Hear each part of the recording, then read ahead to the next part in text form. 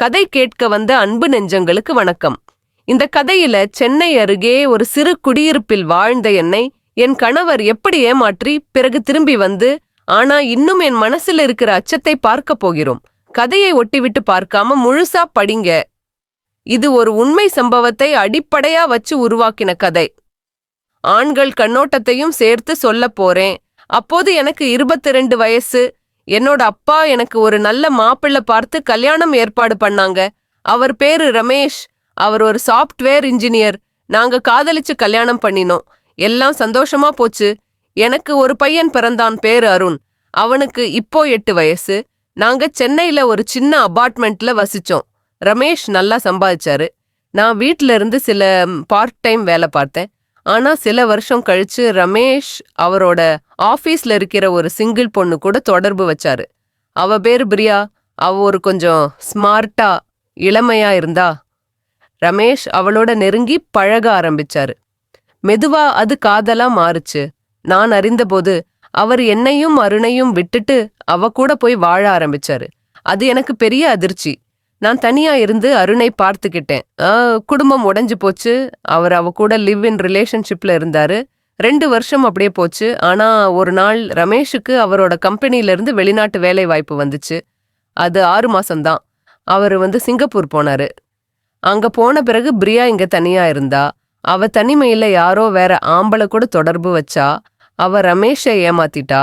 அது தெரிஞ்சதும் ரமேஷ் உடைஞ்சு போனாரு. அவர் உடனே என்கிட்ட திரும்பி வரணும்னு முடிவு பண்ணாரு. அவர் என்கிட்ட ஃபோன் பண்ணி கெஞ்சினாரு. நான் தப்பு பண்ணிட்டேன். பிரியா என்னை ஏமாத்திட்டா. நீயும் அருணும் தான் என் உயிரு. திரும்பி வந்துடுன்னு சொன்னாரு. எனக்கு மனசு கலங்குச்சு. அருணுக்காகவாவது அவரை ஏத்துக்கலாம்னு நினைச்சேன். அவர் 6 மாசம் முடிச்சு திரும்பி வந்தார். நாங்க மறுபடி ஒன்னா வாழ ஆரம்பிச்சோம். சந்தோஷமா இருந்தோம். ஆனா அது நீடிக்கல. அதுக்கடுத்து பிரியா மறுபடி ரமேஷை கான்டாக்ட் பண்ணா. அவ சாரி, நான் தப்பு பண்ணிட்டேன், உன்னை இழக்க மாட்டேன்னு சொல்லி அழுதா. ரமேஷ் அவளோட பேச்சுக்கு உருகி போனாரு. ஆனா என்கிட்ட சொல்லல. அவர் ரகசியமா 2 பேருக்கும் டூ டைமிங் பண்ண ஆரம்பிச்சாரு. என்கிட்ட நல்ல கணவனா நடந்துக்கிட்டாரு. அவ கூட ஃபோன், வீடியோ கால் எல்லாம் பேசினாரு. ஆனா மறுபடி அவருக்கு வெளிநாட்டு வேலை வந்துச்சு. இந்த தடவை இன்னும் 6 மாசம். அவர் போகிறதுக்கு முன்னாடி என்கிட்ட, நான் உன்னோட தான் இருப்பேன், எல்லாம் சரியாயிடும்னு சொன்னாரு. ஆனா நான் அவரோட ஃபோன் செக் பண்ணி பிரியா கூட பேசினதை கண்டுபிடிச்சேன். அவர் அழுது கெஞ்சினாரு. என் இறுதி முடிவு உன்னோட தான், அருணோட தான். பிரியாவை விட்டுட்டேன் சத்தியம் பண்ணினாரு.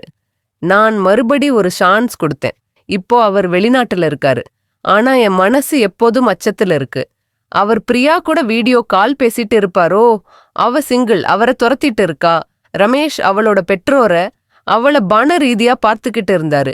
இப்போ அவரை திரும்ப வேணும்னு ஆசைப்படுறா. நான் பயந்துட்டு இருக்கேன். பாரனாய்ட் ஆயிட்டேன். எப்போதும் இன்செக்யூர் ஃபீலிங். இப்போ இந்த கதையோட முடிவுல ஆண்கள் என்ன நினைக்கிறாங்க, என்ன ஃபீல் பண்றாங்கன்னு சில பாயிண்ட்ஸ் சொல்றேன். இது என் நண்பர்கள், உறவினர்கள், ஆண்களோட பேச்சிலிருந்து தொகுத்தது.